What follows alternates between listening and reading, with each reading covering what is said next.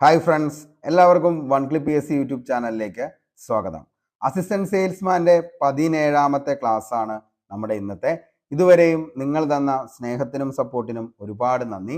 ഇന്ന് നമ്മൾ ഡിസ്കസ് ചെയ്യാനായിട്ട് പോകുന്ന ടോപ്പിക്ക് ഇന്ത്യൻ കോൺസ്റ്റിറ്റ്യൂഷനിലെ സിറ്റിസൺഷിപ്പ് അല്ലെങ്കിൽ പൗരത്വം എന്ന് പറയുന്ന ടോപ്പിക്കാണ്. ക്ലാസ് മൊത്തമായിട്ട് കാണാനായിട്ട് ശ്രമിക്കുക. അതേപോലെ നിങ്ങളുടെ വിലയേറിയ അഭിപ്രായം താഴെ കമൻറ്റ് ബോക്സിൽ രേഖപ്പെടുത്തുക. PDF നോട്ട് ഈ ക്ലാസ്സിൻ്റെ കിട്ടുന്നതിന് വേണ്ടി നമ്മുടെ ടെലഗ്രാം ചാനൽ കൂടി ഒന്ന് ജോയിൻ ചെയ്യുക. ഇതുവരെയും ടെലഗ്രാമിൽ ജോയിൻ ചെയ്യാത്തവർ ആരെങ്കിലും ഉണ്ടെങ്കിൽ ഉടൻ തന്നെ ജോയിൻ ചെയ്യുക. താഴെ ഡിസ്ക്രിപ്ഷൻ ബോക്സിൽ അതിൻ്റെ ലിങ്ക് അവൈലബിൾ ആണ്. നമ്മളിടുന്ന ഓരോ ക്ലാസ്സിൻ്റെ നോട്ടും ഓരോ ദിവസത്തെയും റിവിഷൻ, കറണ്ട് അഫയേഴ്സ് ഇതെല്ലാം നമ്മൾ പ്രൊവൈഡ് ചെയ്യുന്നത് നമ്മുടെ ടെലഗ്രാമിൽ കൂടിയാണ്. അപ്പോൾ അതുകൊണ്ട് തന്നെ ജോയിൻ ചെയ്യാത്ത ആളുകൾ എത്രയും പെട്ടെന്ന് ടെലഗ്രാമിൽ ജോയിൻ ചെയ്യാനായിട്ട് ശ്രമിക്കുക. നമുക്ക് നേരെ ഇന്നത്തെ ക്ലാസ്സിലേക്ക് കിടക്കാം. നമ്മളിന്ന് പറഞ്ഞത് പൗരത്വത്തെക്കുറിച്ചാണ് പറയാനായിട്ട് പോകുന്നത്. അപ്പോൾ എന്താണ് പൗരത്വം എന്ന് ചോദിച്ചു കഴിഞ്ഞാൽ, അതൊരു ഒറ്റ വാക്യത്തിൽ ചോദിച്ചു കഴിഞ്ഞാൽ ഒരു രാജ്യത്തെ പൂർണ്ണവും തുല്യവുമായ അംഗത്വം അറിയപ്പെടുന്നതാണ് പൗരത്വം എന്ന്. ഓക്കെ, അപ്പോൾ എന്താണ് പൗരത്വം എന്ന് ചോദിച്ചു കഴിഞ്ഞാൽ ഒരു രാജ്യത്തെ പൂർണ്ണവും തുല്യവുമായ അംഗത്വം അറിയപ്പെടുന്നതാണ് പൗരത്വം എന്ന്. ഒരു രാഷ്ട്രത്തിൻ്റെ നിയമനിർമ്മാണ നടപടികളിലും നീതി നിർവഹണത്തിലും പങ്കെടുക്കാൻ അധികാരമുള്ള ഏതൊരു വ്യക്തിയെയും ആ രാഷ്ട്രത്തിൻ്റെ പൗരൻ എന്ന് വിളിക്കാം. ഇങ്ങനെ അഭിപ്രായപ്പെട്ടത് ആരാന്ന് ചോദിച്ചു കഴിഞ്ഞാൽ അരിസ്റ്റോട്ടിലാണ്. അതായത് ഇന്ത്യൻ പൊളിറ്റിക്കൽ സയൻസിൻ്റെ പിതാവ് എന്നറിയപ്പെടുന്ന വ്യക്തിയാണ് അരിസ്റ്റോട്ടിൽ എന്ന് പറയുന്നത്. അദ്ദേഹം അഭിപ്രായപ്പെട്ടതാണ് ഒരു രാഷ്ട്രത്തിൻ്റെ നിയമനിർമ്മാണ നടപടികളിലും നീതി നിർവഹണത്തിലും പങ്കെടുക്കാൻ അധികാരമുള്ള ഏതൊരു വ്യക്തിയെയും ആ രാഷ്ട്രത്തിൻ്റെ പൗരനെന്ന് വിളിക്കാം.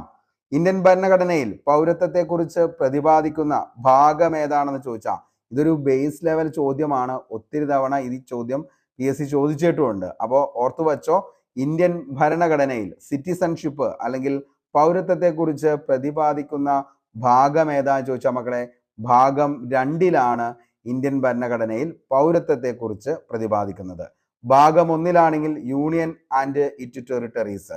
അപ്പോൾ ഭാഗം 3ലോ ഭാഗം 3ലാണ് മൗലിക അവകാശങ്ങളെക്കുറിച്ച് പ്രതിപാദിക്കുന്നത്. ഭാഗം 4ലാണെങ്കിൽ എന്താണ്, മാർഗനിർദ്ദേശക തത്വങ്ങളെക്കുറിച്ചാണ് പ്രതിപാദിക്കുന്നത്. ഭാഗം 4A-ലാണ് മൗലിക കടമകളെക്കുറിച്ചും പ്രതിപാദിക്കുന്നത്. അപ്പോൾ അടുത്ത് വരുന്ന ക്ലാസ്സുകളിൽ നമ്മൾ ഓരോന്നും പഠിച്ച് സെറ്റായിട്ട് തന്നെ പോകും. ജസ്റ്റ് ഒന്ന് പറഞ്ഞു എന്ന് മാത്രമേ ഉള്ളൂ. അപ്പോൾ ഇന്ത്യൻ ഭരണഘടനയിൽ പൗരത്വത്തെക്കുറിച്ച് പ്രതിപാദിക്കുന്ന ഭാഗം ഏതാന്ന് ചോദിച്ചു കഴിഞ്ഞാൽ ഏതാണ്? ഭാഗം 2. ഭാഗം 2ലാണ് പൗരത്വത്തെക്കുറിച്ച് പ്രതിപാദിക്കുന്നത്. ഇന്ത്യൻ ഭരണഘടനയിൽ പൗരത്വത്തെക്കുറിച്ച് പ്രതിപാദിക്കുന്ന അനുച്ഛേദം ഏതാന്ന് ചോദിച്ചാൽ മക്കളെ, അത് 5 മുതൽ 11 വരെയാണ്. നമ്മൾ പറഞ്ഞു ഇന്ത്യൻ കോൺസ്റ്റിറ്റ്യൂഷനിൽ ഇന്ന് ഏകദേശം 470-ൽ പരം അനുച്ഛേദങ്ങളാണ് നിലവിലുള്ളത്. അതിൽ 5 മുതൽ 11 വരെയുള്ള അനുച്ഛേദങ്ങൾ അല്ലെങ്കിൽ വകുപ്പുകൾ അല്ലെങ്കിൽ ആർട്ടിക്കിളുകൾ ഇത് പറയുന്നത് എന്തിനെക്കുറിച്ചാണെന്ന് ചോദിച്ചു കഴിഞ്ഞാൽ പൗരത്വത്തെക്കുറിച്ചാണ്.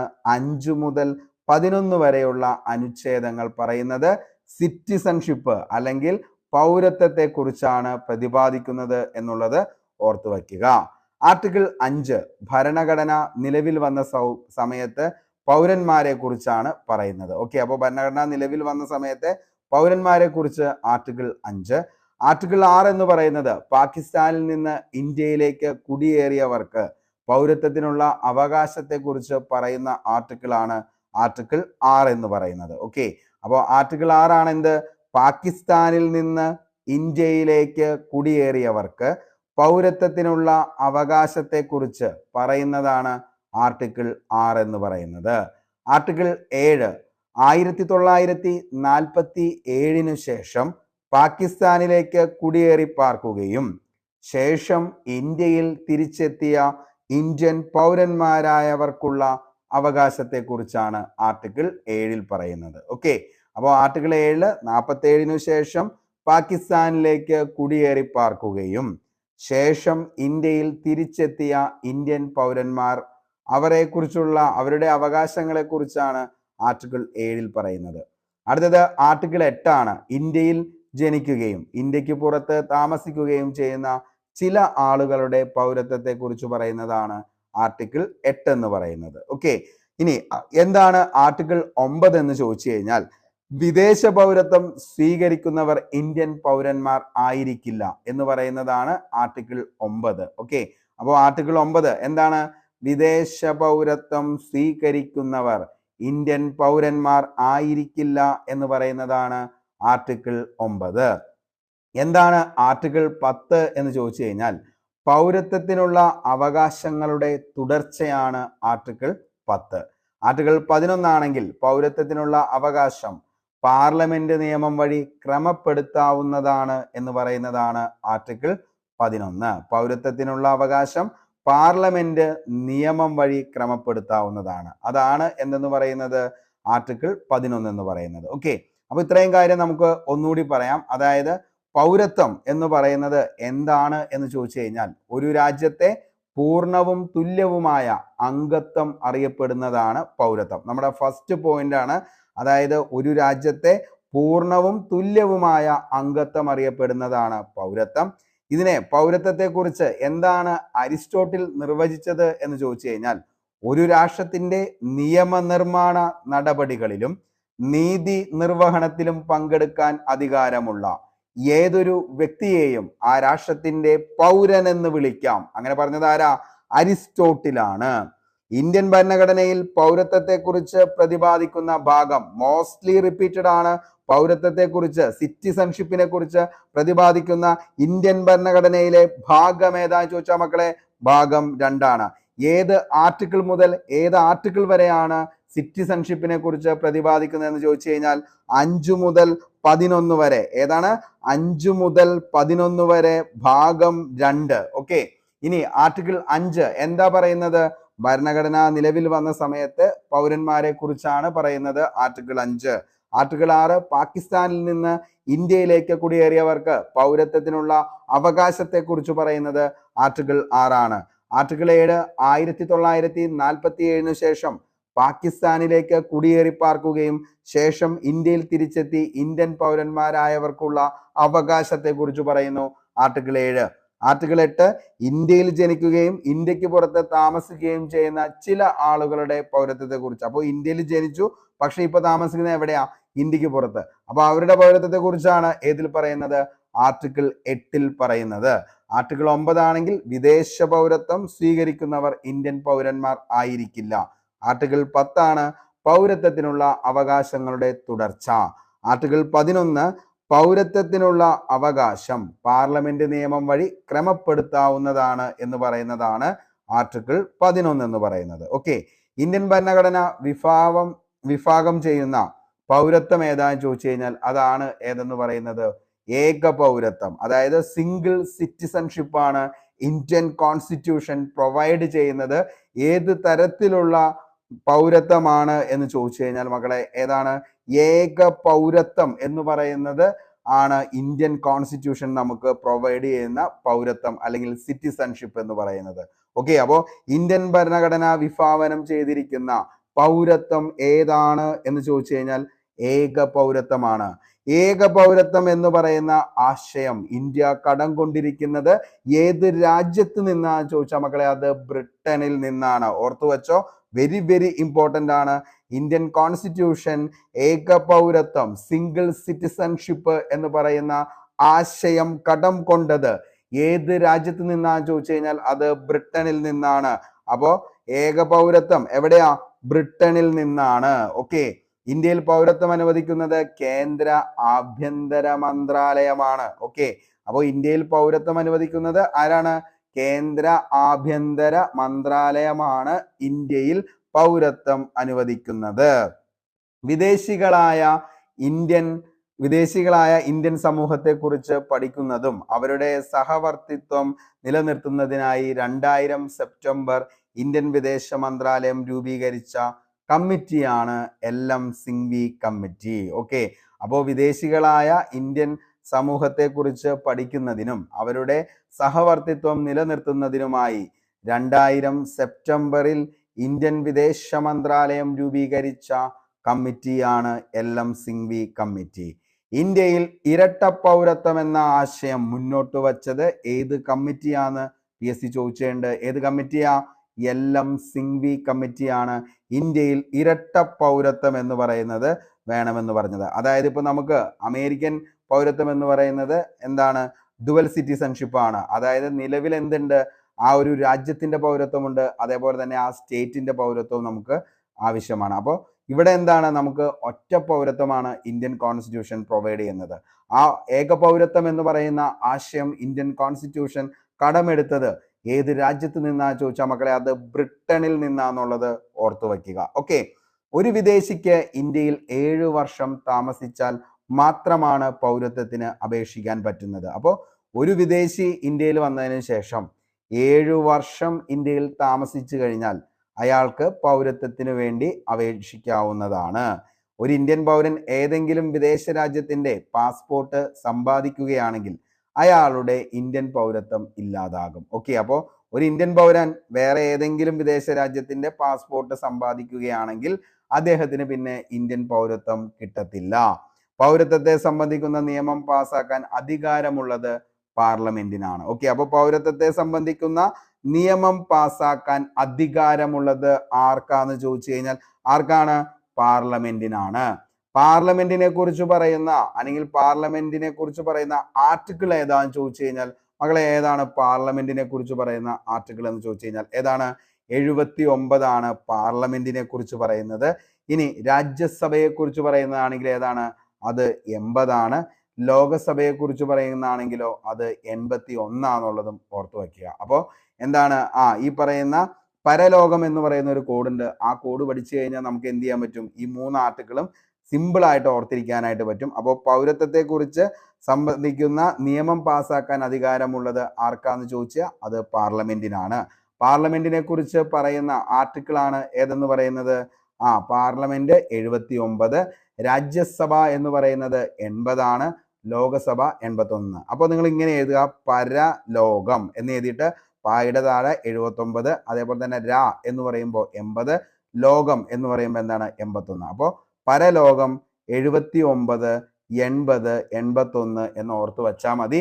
അത്രയും നോക്കിക്കഴിഞ്ഞാൽ നമുക്ക് എന്ത് ചെയ്യാൻ പറ്റും? ഈ 3 ആർട്ടിക്കിളും പാർലമെന്റിന്റെയും നമുക്ക് കിട്ടും, രാജ്യസഭയുടെയും കിട്ടും, ലോകസഭയുടെയും കിട്ടും. ഓക്കെ, ഇനി നമുക്ക് അടുത്തതിലേക്ക് നോക്കാം.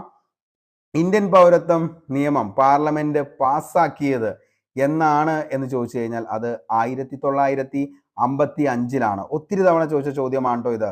ഇന്ത്യൻ പൗരത്വ നിയമം പാർലമെന്റ് പാസ്സാക്കിയത് ഏത് വർഷമാണെന്ന് ചോദിച്ചു കഴിഞ്ഞാൽ 1955 ഇന്ത്യൻ പൗരത്വ നിയമം പാർലമെന്റ് പാസ്സാക്കിയത് 1955. ഒരു വ്യക്തിയുടെ ഇന്ത്യൻ പൗരത്വം റദ്ദ് ചെയ്യാനുള്ള അധികാരം നിക്ഷിപ്തമായിരിക്കുന്നത് ഇന്ത്യൻ ഗവൺമെന്റിനാണ്. അപ്പോൾ ഒരു വ്യക്തിയുടെ ഇപ്പോൾ ഇന്ത്യൻ പൗരത്വം ക്യാൻസൽ ചെയ്യണം, അതിന് അധികാരമുള്ളത് ആർക്കാ? ഇന്ത്യൻ ഗവൺമെന്റിന് മാത്രമാണ് അത് റദ്ദ് ചെയ്യാനുള്ള അധികാരമുള്ളൂ. വിദേശികൾക്ക് ഇന്ത്യൻ പൗരത്വം നേടുന്നതിനുള്ള മാർഗങ്ങൾ വിശദീകരിക്കുന്നത് 1955 ഇന്ത്യൻ പൗരത്വ നിയമത്തിലാണ് വിദേശികൾക്ക് ഇന്ത്യൻ പൗരത്വം നേടുന്നതിനുള്ള മാർഗങ്ങൾ വിശദീകരിക്കുന്നത്. അപ്പോൾ വെരി വെരി ഇമ്പോർട്ടൻ്റ് ആണ് 1955 ഇന്ത്യൻ പൗരത്വ നിയമം എന്ന് പറയുന്നത്. പാസ്സാക്കിയത് എന്നാണ്? 55 തന്നെയാണ്. ഓക്കെ, ഇനി ഇന്ത്യൻ പൗരന്മാരെ വിവാഹം കഴിക്കുന്ന വിദേശികൾക്ക് ഇന്ത്യൻ പൗരത്വം നേടാനുള്ള മാർഗമാണ് രജിസ്ട്രേഷൻ എന്ന് പറയുന്നത്. ഓക്കെ, അപ്പോൾ ഇന്ത്യൻ പൗരന്മാരെ വിവാഹം കഴിക്കുന്ന വിദേശികൾക്ക് ഇന്ത്യൻ പൗരത്വം നേടുന്നതിനുള്ള മാർഗമാണ് രജിസ്ട്രേഷൻ. ഓർത്തു വെച്ചോ, ഇന്ത്യൻ പൗരന്മാരെ വിവാഹം കഴിച്ചു കഴിഞ്ഞാൽ ആ വിദേശിക്ക് ഇന്ത്യൻ പൗരത്വം നേടാനുള്ള മാർഗം രജിസ്ട്രേഷൻ ആണ്. പൗരത്വത്തെ നമുക്ക് 2 തരംതിരിക്കാം. ഒന്ന് സ്വാഭാവിക പൗരത്വം എന്നും മറ്റൊന്നാണ് ആർജിത പൗരത്വം എന്നുള്ളത്. ഓക്കെ, അപ്പോൾ പൗരത്വത്തെ നമുക്ക് 2 തരംതിരിക്കാം. ഒന്ന് സ്വാഭാവിക പൗരത്വം എന്നും 2 ആർജിത പൗരത്വം എന്നും. ഓക്കെ, അപ്പോൾ പൗരത്വത്തെ നമുക്ക് എത്രയായിട്ട് തരംതിരിക്കാം? 2 തരംതിരിക്കാം. ഒന്നാമത്തെയാണ് സ്വാഭാവിക പൗരത്വം എന്ന് പറയുന്നതും രണ്ടാമത്തെ ആർജിത പൗരത്വം. അതായത് ജന്മനാ ലഭിക്കുന്ന പൗരത്വമാണ് സ്വാഭാവിക പൗരത്വം എന്ന് പറയുന്നത്. നമ്മൾ എന്ത് ചെയ്യുന്നു? ഒരു രാജ്യത്ത് ജനിക്കുന്നു, അവിടെ തന്നെ എന്ത് ചെയ്യുന്നു?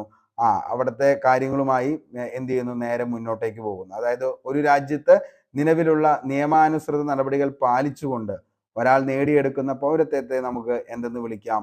ആർജിത പൗരത്വം എന്ന് വിളിക്കാം. ഓക്കെ, അപ്പോൾ ജന്മനാ ലഭിക്കുന്നതാണ് സ്വാഭാവിക പൗരത്വം. നമ്മൾ ഇവിടെ ജനിക്കുന്നു, അതേപോലെ തന്നെ എന്താണ് നമ്മളിവിടെ ജീവിക്കുന്നു. അങ്ങനെ സ്വാഭാവികമായിട്ടും നമ്മളിവിടെ ജനിക്കുമ്പോൾ നമ്മുടെ അച്ഛനും അമ്മയും ഇവിടെയുള്ള ആളുകളാണ്, അതേപോലെ നമ്മുടെ നാട് ഇത് തന്നെയാണ്, നമ്മുടെ വീട് ഇവിടെ തന്നെയാണ്. അങ്ങനെയുള്ള നമ്മൾ എന്താണ് ജന്മനാ നമുക്ക് ലഭിക്കുന്ന ഇന്ത്യൻ എന്താണ് ഈ പറയുന്ന പൗരത്വം, അത് നമുക്ക് എന്താണ് ഏത് രാജ്യത്താണോ ജനിക്കുന്നത് അവിടെയാണ് നമ്മുടെ പേരൻസ്, അവിടെയാണ് നമ്മുടെ വീട്, അങ്ങനെയൊക്കെ ഉണ്ടെങ്കിൽ അവിടെ നിന്ന് തന്നെ നമുക്ക് കിട്ടുന്നതാണ് ഈ പറയുന്ന ജന്മനാ ലഭിക്കുന്ന പൗരത്വം.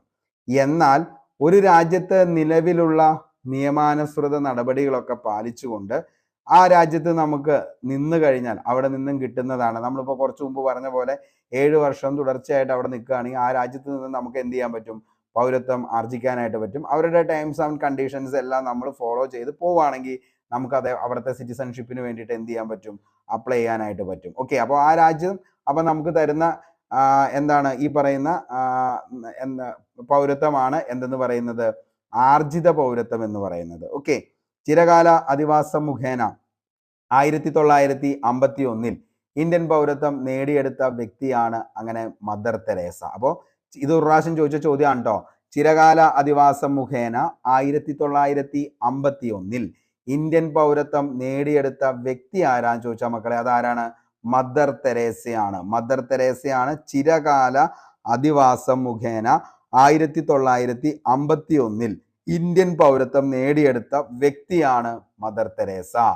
അഗതികളുടെ അമ്മ എന്നറിയപ്പെടുന്ന വ്യക്തിയാ ആരെന്ന് പറയുന്നത്, മദർ തെരേസ. അഗതികളുടെ അമ്മ എന്നറിയപ്പെടുന്നതാണ് മദർ തെരേസ. ചിരകാല അധിവാസം മുഖേന 1989 ഇന്ത്യൻ പൗരത്വം നേടിയെടുത്ത വ്യക്തിയാണ് ലാറി ബേക്കർ. അപ്പോൾ ചിരകാല അധിവാസം മുഖേന 2 പേരാണ് ഇന്ത്യൻ പൗരത്വം നേടിയെടുത്തത്. ഈ 2 പേരെ കുറിച്ചും PSC ചോദിച്ചിട്ടുണ്ട്. 51 ഇന്ത്യൻ പൗരത്വം നേടിയെടുത്ത വ്യക്തിയാണ് അഗതികളുടെ അമ്മ എന്നറിയപ്പെടുന്ന മദർ തെരേസ. ചിരകാലാധിവാസം മുഖേന നേടിയെടുത്ത മറ്റു വ്യക്തിയാണ് 89 ഇന്ത്യൻ പൗരത്വം നേടിയെടുത്ത ലാറി ബേക്കർ. ഇത് രണ്ടും ഓർത്തു വെച്ചോ, ഇമ്പോർട്ടൻ്റ് ആണ്. 51 മദർ തെരേസ, 89 ലാറി ബേക്കർ. വാസ്തുവിദ്യാ മേഖലയിലെ ഗാന്ധിജി എന്നറിയപ്പെടുന്നത് ആരാണ് എന്ന് ചോദിച്ചാൽ നമുക്കൊരു 10th ലെവൽ എക്സാംസിനും അതേപോലെ LD മുതലായ തസ്തികകളിലേക്കൊക്കെ വേണമെങ്കിൽ ഇതേപോലുള്ള ഒരു ചോദ്യമൊക്കെ നമുക്ക് ഒറ്റ വാക്കിലെ പ്രതീക്ഷിക്കാം. വാസ്തുവിദ്യാ മേഖലയിലെ ഗാന്ധിജി എന്നറിയപ്പെടുന്ന വ്യക്തി ആരാന്ന് ചോദിച്ചാൽ അതിൻ്റെ ഉത്തരമാണ് ലാറി ബേക്കർ. ഓക്കെ, അപ്പോൾ വാസ്തുവിദ്യാ മേഖലയിലെ ഗാന്ധിജി എന്നറിയപ്പെടുന്ന വ്യക്തി ആരാന്ന് ചോദിച്ചാൽ അതാണ് ആരെന്ന് പറയുന്നത്, ലാറി ബേക്കർ എന്ന് പറയുന്നത്. ഓക്കെ, ഇനി ഇന്ത്യൻ പൗരത്വം ലഭിക്കുന്നതിനുള്ള രാഷ്ട്രീയ അവകാശങ്ങൾ. ഓക്കെ, അപ്പോൾ ഇന്ത്യൻ പൗരന് ലഭിക്കുന്ന രാഷ്ട്രീയ അവകാശങ്ങൾ എന്തൊക്കെയാണെന്ന് ചോദിച്ചാൽ എന്തൊക്കെയാണ് ഇന്ത്യൻ പൗരന് ലഭിക്കുന്ന രാഷ്ട്രീയ അവകാശങ്ങൾ? ഒന്നാമത്തെ തന്നെയാണ് വോട്ട് ചെയ്യാനുള്ള അവകാശം.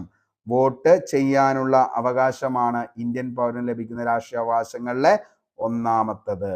രണ്ടാമത് തിരഞ്ഞെടുപ്പിൽ മത്സരിക്കാനുള്ള അവകാശം. തിരഞ്ഞെടുപ്പിൽ മത്സരിക്കാനുള്ള അവകാശം. അടുത്തത് സംഘടനകൾ രൂപീകരിക്കാനുള്ള അവകാശം. സംഘടനകൾ രൂപീകരിക്കാനുള്ള അവകാശം. അടുത്തതാണ് ഔദ്യോഗിക സ്ഥാനങ്ങൾ വഹിക്കാനുള്ള അവകാശം. ഔദ്യോഗിക സ്ഥാനങ്ങൾ വഹിക്കാനുള്ള അവകാശം. ഗവൺമെന്റിനെ വിമർശിക്കാനുള്ള അവകാശം. അപ്പോൾ ഇത്രയാണ് ഇന്ത്യൻ പൗരന് ലഭിക്കുന്ന രാഷ്ട്രീയ അവകാശങ്ങൾ എന്ന് പറയുന്നത്. ചോദിക്കാം, താഴെ പറയുന്നവയിൽ ഇന്ത്യൻ പൗരന് ലഭിക്കുന്ന രാഷ്ട്രീയ അവകാശങ്ങളിൽ ഉൾപ്പെട്ടത് മാത്രം തിരഞ്ഞെടുക്കുക എന്ന് വേണമെങ്കിൽ ചോദിക്കാം, അല്ലെങ്കിൽ ഉൾപ്പെടാത്തത് മാത്രം തിരഞ്ഞെടുക്കുക. അപ്പോൾ മക്കളെ ഈ 5 എണ്ണം അങ്ങ് ഓർത്തു വച്ചോ, പഠിച്ചു വച്ചോ. ഒന്ന്, വോട്ട് ചെയ്യാനുള്ള അവകാശം എന്ന് പറയുന്നത് ഇന്ത്യൻ പൗരന്റെ രാഷ്ട്രീയ അവകാശങ്ങളിൽ പെടുന്നതാണ്. അടുത്തത് തിരഞ്ഞെടുപ്പിൽ മത്സരിക്കാനുള്ള അവകാശം. അടുത്തത് സംഘടനകൾ രൂപീകരിക്കാനുള്ള അവകാശം. അടുത്തത് ഔദ്യോഗിക സ്ഥാനങ്ങൾ വഹിക്കാനുള്ള അവകാശം. അടുത്തത് ഗവൺമെന്റിനെ വിമർശിക്കാനുള്ള അവകാശം. അപ്പോൾ ഓർത്തു വച്ചോ, ഈ 5 അവകാശങ്ങളും വെരി വെരി ഇമ്പോർട്ടൻ്റ് ആണ് ഇന്ത്യൻ പൗരന് ലഭിക്കുന്ന രാഷ്ട്രീയ അവകാശങ്ങൾ. ഓക്കെ, ഇനി ഇന്ത്യൻ പൗരത്വം നേടുന്നത് എങ്ങനെയെല്ലാമാണ്?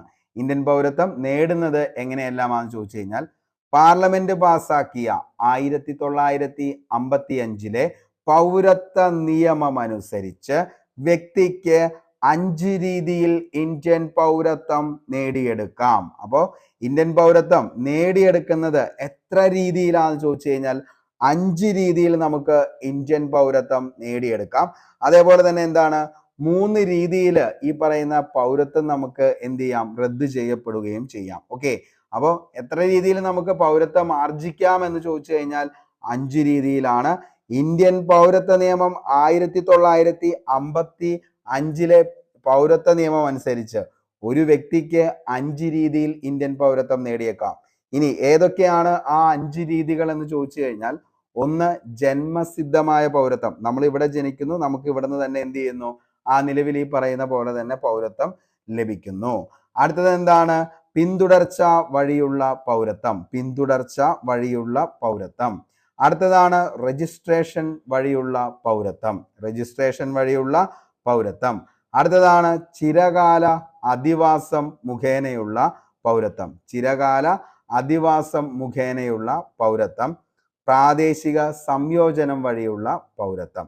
പ്രാദേശിക സംയോജനം വഴിയുള്ള പൗരത്വം. അപ്പോൾ ഇന്ത്യൻ പൗരത്വം നേടിയെടുക്കുന്നത് എത്ര തരത്തിലാണെന്ന് ചോദിച്ചാൽ മക്കളെ, 5 തരത്തിൽ നമുക്ക് ഇന്ത്യൻ പൗരത്വം നേടിയെടുക്കാം. ആ 5 രീതികൾ എന്തൊക്കെയാണെന്ന് ചോദിച്ചു കഴിഞ്ഞാൽ, 1955 പൗരത്വ നിയമം അനുസരിച്ച് ജന്മസിദ്ധമായ പൗരത്വം, പിന്തുടർച്ച വഴിയുള്ള പൗരത്വം, രജിസ്ട്രേഷൻ വഴിയുള്ള പൗരത്വം, ചിരകാല അധിവാസം മുഖേനയുള്ള പൗരത്വം, പ്രാദേശിക സംയോജനം വഴിയുള്ള പൗരത്വം. ഇനി നമുക്ക് ഓരോന്നും എങ്ങനെയാണെന്നുള്ളത് നോക്കാം. അതായത് ജന്മസിദ്ധമായ പൗരത്വം, അതായത് ബൈ ബർത്ത്. ഓക്കെ, ഒരു വ്യക്തിക്ക് ജന്മസിദ്ധമായ പൗരത്വം വഴി ഇന്ത്യൻ പൗരത്വം നേടിയെടുക്കുന്നതിനുള്ള നിബന്ധനകൾ എന്ന് പറയുന്നത് ഇത്രയുമാണ്.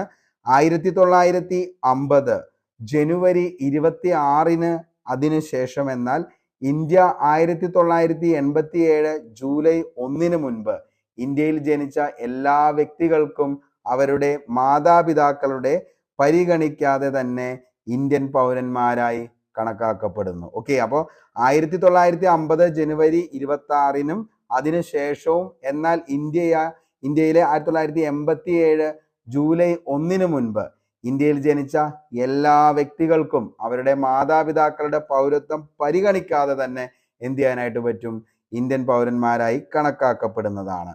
അതേപോലെ തന്നെ 1987 ജൂലൈ 1 അതിനുശേഷം, എന്നാൽ 2004 ഡിസംബർ 3 മുൻപ് ഇന്ത്യയിൽ ജനിച്ചവർക്ക് ഇന്ത്യൻ പൗരത്വം ലഭിക്കണമെങ്കിൽ അവരുടെ മാതാപിതാക്കളിൽ ഒരാളെങ്കിലും അയാളുടെ ജനന സമയത്ത് ഇന്ത്യൻ പൗരനായിരിക്കണം. ഓക്കെ, അപ്പോൾ 87 ജൂലൈ 1 അതിനുശേഷം, എന്നാൽ 2004 ഡിസംബർ 3 മുൻപാണ് ഇന്ത്യയിൽ ജനിച്ചവരെങ്കിൽ ഇന്ത്യൻ പൗരത്വം ലഭിക്കണമെങ്കിൽ അവർക്ക് എന്ത് ചെയ്യണം, അവരുടെ മാതാപിതാക്കളിൽ ഒരാളെങ്കിലും എന്തായിരിക്കണം, അയാളുടെ ജനന സമയത്ത് ഇന്ത്യൻ പൗരനായിരിക്കണം. അടുത്ത കണ്ടീഷനാണ് 2004 ഡിസംബർ 3 അതിനുശേഷം ഇന്ത്യയിൽ ജനിച്ച ഒരാൾക്ക് ഇന്ത്യൻ പൗരത്വം ലഭിക്കണമെങ്കിൽ ആ വ്യക്തിയുടെ മാതാപിതാക്കൾ 2 പേരും ഇന്ത്യൻ പൗരന്മാരായിരിക്കണം. അല്ലെങ്കിൽ ഒരാൾ ഇന്ത്യൻ പൗരനും മറ്റേയാൾ കുഞ്ഞു ജനിക്കുന്ന സമയം ഇന്ത്യയിലേക്ക് നിയമവിരുദ്ധമായി കുടിയേറിയതും ആകരുത്. അങ്ങനെയാണെങ്കിൽ അവർക്കും കിട്ടും. ഇനി ഇന്ത്യയിൽ നിയമിക്കപ്പെട്ട വിദേശ നയതന്ത്രജ്ഞരുടെ മക്കൾക്ക് ജന്മസിദ്ധമായ പൗരത്വം ലഭിക്കുകയില്ല. അപ്പോൾ ഇതൊക്കെയാണ് ജന്മസിദ്ധമായ പൗരത്വം നേടിയെടുക്കാനുള്ള നിബന്ധനകൾ എന്ന് പറയുന്നത്. ഓക്കെ, ഇനി അടുത്തതാണ് പിന്തുടർച്ച വഴിയുള്ള പൗരത്വം, ബൈ ഡീസെന്റ്. അതായത് ഇന്ത്യക്ക് പുറത്ത് ജനിച്ച ഒരു വ്യക്തിയുടെ ജനന സമയത്ത് അദ്ദേഹത്തിന്റെ പിതാവ് ഇന്ത്യൻ പൗരനായിരിക്കുകയും അദ്ദേഹം 1950 ജനുവരി 26 അതിനുശേഷം, എന്നാൽ 1992 ഡിസംബർ 10 മുൻപോ ജനിച്ച വ്യക്തിയുമാണെങ്കിൽ പൗരത്വം പിന്തുടർച്ച വഴി നമുക്ക് ലഭിക്കുന്നതാണ്. അടുത്ത കണ്ടീഷനാണ് 1992 ഡിസംബർ 10 അതിനുശേഷമോ 2004 ഡിസംബർ 3 മുമ്പ് ഇന്ത്യക്ക് പുറത്ത് ജനിച്ച ഒരു വ്യക്തിക്കും അദ്ദേഹത്തിന്റെ ജനന സമയത്ത് അദ്ദേഹത്തിന്റെ മാതാപിതാക്കളിൽ ഒരാൾ ഇന്ത്യൻ പൗരനായിരുന്നാൽ പൗരത്വം പിന്തുടർച്ച വഴിയും നമുക്ക് എന്ത് ചെയ്യും, ലഭിക്കും. ഇനി 2004 ഡിസംബർ 3 ശേഷം ഇന്ത്യക്ക് പുറത്ത് ജനിച്ച വ്യക്തിക്ക് പിന്തുടർച്ച വഴിയുള്ള പൗരത്വത്തിന് അർഹനല്ല. എന്നാൽ ആ വ്യക്തിക്ക് ഇന്ത്യൻ പൗരത്വം ലഭിക്കണമെങ്കിൽ ജനിച്ച 1 വർഷത്തിനുള്ളിൽ അതത് രാജ്യത്തെ ഇന്ത്യൻ കോൺസുലേറ്റിൽ ജനനം രജിസ്റ്റർ ചെയ്തിരിക്കണം. അങ്ങനെയാണെങ്കിൽ അയാൾക്കും ലഭിക്കുന്നതായിരിക്കും. ഓക്കെ, അപ്പോൾ ഇത്രയാണ് പിന്തുടർച്ചാ വഴിയുള്ള പൗരത്വം. മെയിനായിട്ട് നമുക്ക് ഈ പറയുന്ന 5 രീതിയിൽ പൗരത്വം ആർജിക്കാം എന്നുള്ളതും അത് ഏതൊക്കെയാണെന്നുള്ളതും എന്ത് ചെയ്യുക, പഠിച്ചു വയ്ക്കുക. അപ്പോൾ ജന്മസിദ്ധമായ പൗരത്വമാണ് ബൈ ബർത്ത്. അതേപോലെ പിന്തുടർച്ചാ വഴിയുള്ള പൗരത്വമാണ് ബൈ ഡീസന്റ് എന്ന് പറയുന്നത്. അടുത്തത് രജിസ്ട്രേഷൻ മുഖാന്തരം ബൈ രജിസ്ട്രേഷൻ. രജിസ്ട്രേഷനിലൂടെ പൗരത്വം നേടാവുന്ന വിഭാഗങ്ങളാണ് 7 വർഷം മുമ്പ് ഇന്ത്യയിൽ താമസം ഉറപ്പിച്ച ഇന്ത്യൻ വംശജൻ, അവിഭക്ത ഇന്ത്യക്ക് പുറത്ത് താമസിക്കുന്ന ഇന്ത്യൻ വംശജൻ, 7 വർഷം മുമ്പ് ഇന്ത്യയിൽ താമസം ഉറപ്പിച്ചതും ഇന്ത്യൻ പൗരത്വമുള്ളതുമായ വ്യക്തി, വിവാഹബന്ധത്തിൽ ഏർപ്പെടുന്നതുമായ വ്യക്തി. ഇനി ഇന്ത്യൻ പൗരന്മാരായ വ്യക്തികളുടെ പ്രായപൂർത്തിയായ കുട്ടികൾ, പ്രായപൂർത്തിയായ വ്യക്തി 12 മാസം മുൻപേ എങ്കിലും ഇന്ത്യയിൽ താമസിച്ചിട്ട് ഉണ്ടായിരിക്കുകയും മാതാപിതാക്കളിൽ ഒരാൾ ഇന്ത്യൻ പൗരനുമായിരിക്കുകയും ചെയ്താൽ അവർക്കും ലഭിക്കുന്നതാണ്.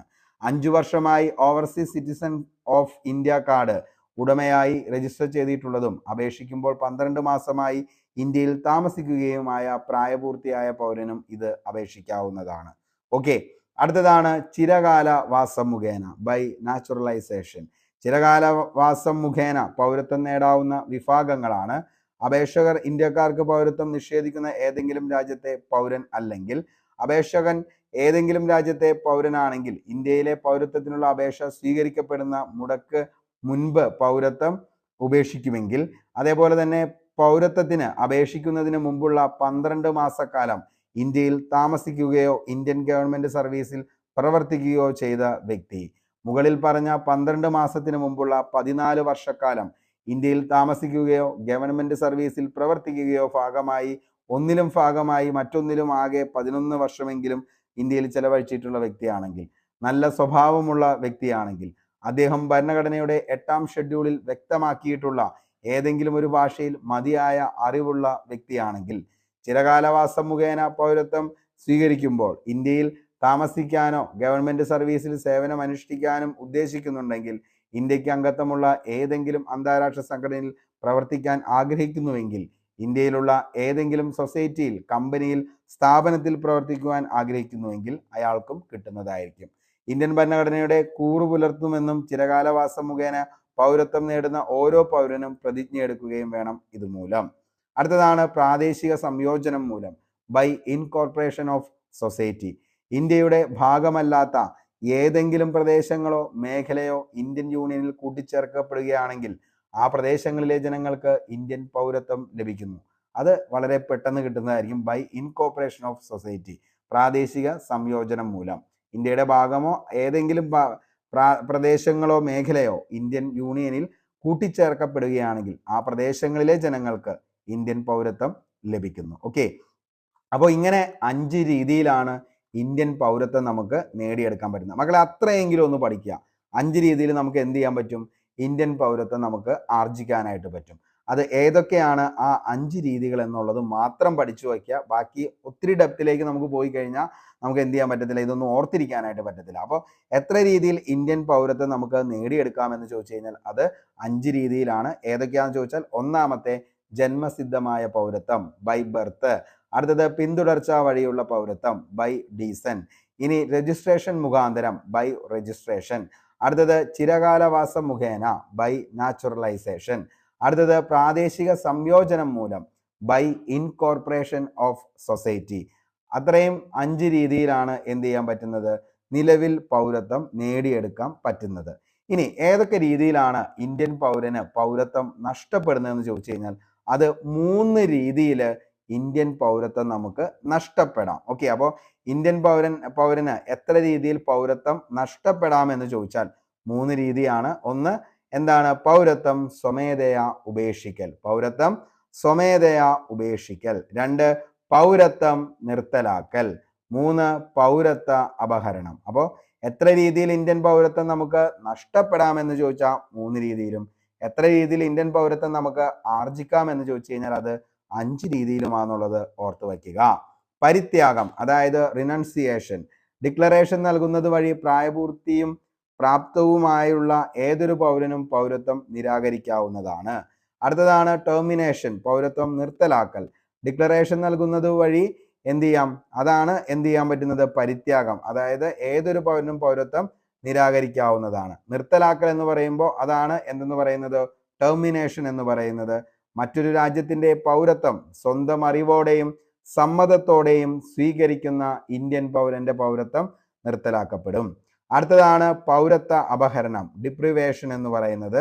അതായത് ഒരാളുടെ പൗരത്വം ഇല്ലാതാക്കാൻ കഴിയുന്ന സാഹചര്യങ്ങൾ പൗരത്വം വ്യാജമായി നേടിയെടുക്കുകയാണെങ്കിൽ, ഇന്ത്യൻ ഭരണഘടനയോട് അനാദരവ് പ്രകടിപ്പിച്ചാൽ, യുദ്ധകാലഘട്ടത്തിൽ ശത്രു രാജ്യവുമായി ബന്ധം പുലർത്തിയാൽ, ചിരകാലവാസം മുഖേനയുള്ള പൗരത്വത്തിന് രജിസ്റ്റർ ചെയ്ത് പൗരത്വം നേടിയ വ്യക്തി 5 വർഷത്തിനകം ഏതെങ്കിലും രാജ്യത്ത് 2 വർഷത്തെ തടവ് ശിക്ഷ അനുഭവിച്ചാൽ, ഇന്ത്യക്ക് പുറത്ത് 7 വർഷക്കാലം തുടർച്ചയായി സ്ഥിതി താമസമാക്കിയാൽ, ഇങ്ങനെ നമുക്ക് എന്ത് ചെയ്യാൻ പറ്റും, പൗരത്വ അപഹരണം എന്ത് ചെയ്യാം, നടപ്പാക്കാവുന്നതാണ്. ഓക്കെ, അപ്പൊ ഒരാളുടെ പൗരത്വം ഇല്ലാതാക്കാൻ കഴിയുന്ന സാഹചര്യങ്ങൾ ഏതൊക്കെയാണെന്ന് ചോദിച്ചു കഴിഞ്ഞാൽ, പൗരത്വ അപഹരണം എന്ന് പറയുന്നത് ഏതൊക്കെയാണെന്ന് ചോദിച്ചാൽ, പൗരത്വം വ്യാജമായി നേടിയെടുത്താൽ ആ പൗരത്വം അപഹരിക്കാം. ഇന്ത്യൻ ഭരണഘടനയോട് അനാദരവ് പ്രകടിപ്പിച്ച, നമുക്കറിയാം ഇന്ത്യൻ കോൺസ്റ്റിറ്റ്യൂഷൻ നിലവിലുള്ള ഈ പറയുന്ന ദേശീയ ഗാനം, ദേശീയ ഗീതം, ദേശീയ മുദ്ര, ഇതിനോടൊക്കെ നമ്മൾ എന്ത് ചെയ്യണം, ആദരവ് പ്രകടിപ്പിക്കണം ഇന്ത്യൻ പൗരനാണെങ്കിൽ. അപ്പോൾ അതിനോടൊക്കെ അനാദരവ് പ്രകടിപ്പിച്ചാൽ ആ സ്പോട്ടിൽ നമുക്ക് എന്ത് ചെയ്യാം, ഈ പറയുന്ന പൗരത്വം നിർത്തലാക്കാൻ പറ്റും. അതേപോലെ തന്നെ യുദ്ധകാലഘട്ടത്തിൽ ശത്രു രാജ്യവുമായി, ഇപ്പോൾ എന്താണ്, മറ്റൊരു രാജ്യവുമായി നമ്മൾ യുദ്ധത്തിൽ ഏർപ്പെടുമ്പോൾ ആ ശത്രു രാജ്യവുമായിട്ട് ബന്ധം പുലർത്തുകയും ഇവിടെയുള്ള കാര്യങ്ങൾ അങ്ങോട്ടേക്ക് അറിയിക്കുകയും അങ്ങനെയുള്ള മെസ്സേജസ് ഒക്കെ കൊടുക്കുന്ന ആളുകളെയും എന്ത് ചെയ്യും, പൗരത്വം അവരുടെ നിരാകരിക്കുന്നതാണ്. ഓക്കെ, ഇനി ചിരകാലവാസം മുഖേനയുള്ള പൗരത്വത്തിന് രജിസ്റ്റർ ചെയ്ത് പൗരത്വം നേടിയ വ്യക്തി 5 വർഷത്തിനകം ഏതെങ്കിലും രാജ്യത്തെ 2 വർഷത്തെ തടവ് ശിക്ഷ അനുഭവിച്ചാൽ പൗരത്വ അപഹരണമാണ്. ഇനി ഇന്ത്യക്ക് പുറത്ത് 7 വർഷക്കാലം തുടർച്ചയായി സ്ഥിതി താമസമാക്കിയാലും അങ്ങനെ തന്നെ സംഭവിക്കുന്നതാണ്. ഓക്കെ, ഇനി എന്താണ് പൗരത്വ ഭേദഗതി നിയമം എന്ന് പറയുന്നത്? 2014 ഡിസംബർ 31 അതിനോ മുൻപോ അഫ്ഗാനിസ്ഥാൻ, പാകിസ്ഥാൻ, ബംഗ്ലാദേശ് എന്നീ രാജ്യങ്ങളിലെ ന്യൂനപക്ഷ വിഭാഗത്തിൽ ഉൾപ്പെടുന്നവർ ഹിന്ദു, സിഖ്, ബുദ്ധ, ജൈന, പാഴ്സി, ക്രിസ്ത്യൻ മതപീഡനം മൂലമാണ് ഇന്ത്യയിലേക്ക് കുടിയേറിയതെങ്കിൽ അവർക്ക് ഇന്ത്യൻ പൗരത്വം നൽകുന്ന നിയമമാണ് പൗരത്വ ഭേദഗതി നിയമം 2019. അപ്പോൾ എന്താണ് പൗരത്വ ഭേദഗതി നിയമം 2019 എന്ന് ചോദിച്ചു കഴിഞ്ഞാൽ, 2014 ഡിസംബർ 31 അതിനു മുൻപ് അഫ്ഗാനിസ്ഥാൻ, പാകിസ്ഥാൻ, ബംഗ്ലാദേശ് എന്നീ രാജ്യങ്ങളിലെ ന്യൂനപക്ഷ വിഭാഗത്തിൽ ഉൾപ്പെടുന്നവർ ഹിന്ദു, സിഖ്, ബുദ്ധ, ജൈന, പാഴ്സി, ക്രിസ്ത്യൻ മതപീഡനം മൂലമാണ് ഇന്ത്യയിലേക്ക് കുടിയേറിയതെങ്കിൽ അവർക്ക് ഇന്ത്യൻ പൗരത്വം നൽകുന്ന നിയമമാണ് പൗരത്വ ഭേദഗതി നിയമം 2019.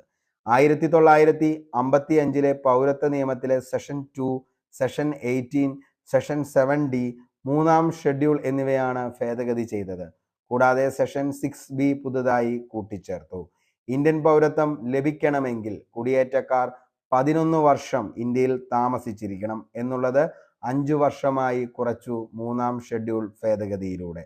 പൗരത്വ ഭേദഗതി ബില്ല് പാർലമെന്റിൽ അവതരിപ്പിച്ചത് ആരാണ് എന്ന് ചോദിച്ചു കഴിഞ്ഞാൽ, വെരി ഇമ്പോർട്ടന്റ് ആണ്. പൗരത്വ ഭേദഗതി ബില്ല് പാർലമെന്റിൽ അവതരിപ്പിച്ചത് അമിത് ഷാ ആണ്. അമിത് ഷാ ആണ് പൗരത്വ ഭേദഗതി ബില്ല് പാർലമെന്റിൽ അവതരിപ്പിച്ചത്. അമിത് ഷാ, കേന്ദ്ര ആഭ്യന്തരമന്ത്രി.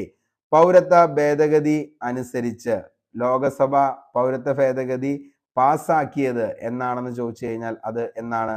2019 ഡിസംബർ 10. ഓക്കെ, അപ്പോൾ പൗരത്വ ഭേദഗതിയിൽ ലോകസഭ പാസ്സാക്കിയത് എന്നാണ് ചോദിച്ചു കഴിഞ്ഞാൽ അത് 2019 ഡിസംബർ 10 എന്നുള്ളത് ഓർത്തു വയ്ക്കുക. 311 പേരാണ് അതിൽ അനുകൂലിച്ചത്, 80 പേരാണ് പ്രതികൂലിച്ചത്. പൗരത്വ ഭേദഗതി ബില്ല് രാജ്യസഭ പാസ്സാക്കിയത് 2019 ഡിസംബറിലാണ്. പൗരത്വ ഭേദഗതി ബില്ല് രാജ്യസഭ പാസ്സാക്കിയത് 2019 ഡിസംബർ. 115 പേർ അനുകൂലിച്ചു, 105 പേരാണ് പ്രതികൂലിച്ചത്. പൗരത്വ ഭേദഗതി ബില്ല് പ്രസിഡന്റ് ഒപ്പുവെച്ചത് 2019 ഡിസംബർ 12. പൗരത്വ ഭേദഗതി ബില്ല് ഒപ്പുവെച്ച ഇന്ത്യൻ രാഷ്ട്രപതി ആരാന്ന് ചോദിച്ചാൽ മക്കളെ ഓർമ്മ വേണം, വെരി ഇമ്പോർട്ടന്റ്, രാംനാഥ് കോവിന്ദ് ആണ്. അപ്പോൾ പൗരത്വ ഭേദഗതി ബില്ല് ഒപ്പുവെച്ച ഇന്ത്യൻ രാഷ്ട്രപതി ആരാന്ന് ചോദിച്ചാൽ ആരാണ്? രാംനാഥ് കോവിന്ദ്. പൗരത്വ ഭേദഗതി നിയമം നിലവിൽ വന്നത് 2020 ജനുവരി 10. അപ്പോൾ പൗരത്വ ഭേദഗതി നിയമം നിലവിൽ വന്നത് 2020 ജനുവരി 10.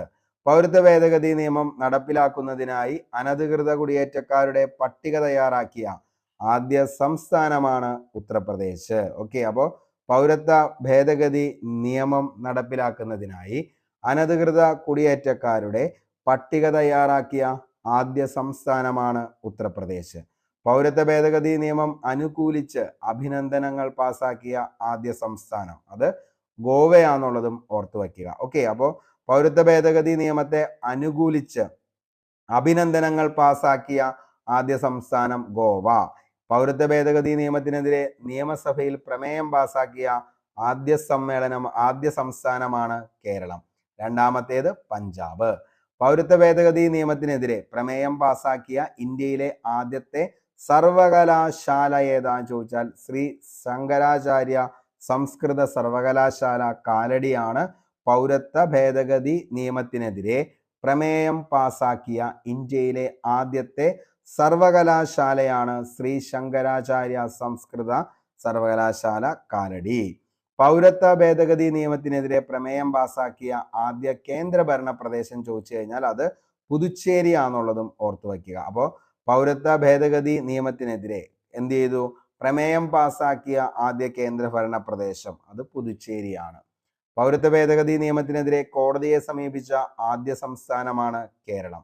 1955 പൗരത്വ നിയമത്തിൽ ഭേദഗതി വരുത്തിയ വർഷങ്ങൾ എന്നൊക്കെയാണെന്ന് ചോദിച്ചു കഴിഞ്ഞാൽ 55 പൗരത്വ നിയമത്തിൽ ഭേദഗതി വരുത്തിയ വർഷങ്ങൾ വെരി വെരി ഇമ്പോർട്ടന്റ്. 1 1957, 1 1960, ഇനി 3 1985, 4 1986, 5 1992, 6 2003, 7 2005, 8 2015, 9 2019. അപ്പോൾ 2019 9 പ്രാവശ്യം 1955 പൗരത്വ നിയമത്തിൽ ഭേദഗതി വരുത്തിയിട്ടുണ്ട് എന്നുള്ളത് ഓർത്തു വയ്ക്കുക. അപ്പോൾ 1955 പൗരത്വ നിയമത്തിൽ ഭേദഗതി വരുത്തിയ വർഷങ്ങൾ 9 പ്രാവശ്യമാണ് ഭേദഗതി വരുത്തിയത്.